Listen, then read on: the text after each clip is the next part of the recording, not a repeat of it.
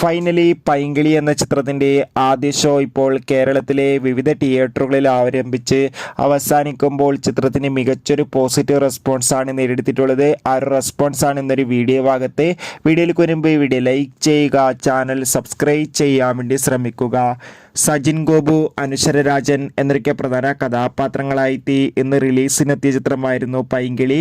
എല്ലാ സിനിമാ പ്രേമികളും ഒരേപോലെയായിരുന്നു പൈങ്കിളി എന്ന ചിത്രത്തിൻ്റെ റിലീസിനായി കാത്തിരുന്നത്.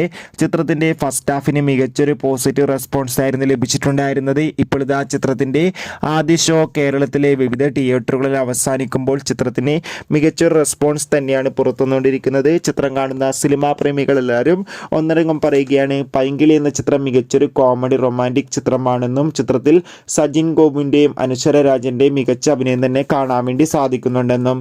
എന്തായാലും കാത്തിരിക്കാം. കൂടുതൽ റെസ്പോൺസിനായി ചിത്രം കണ്ടവരുടെ അഭിപ്രായം കമൻറ്റ് ചെയ്യാൻ വേണ്ടി ശ്രമിക്കും.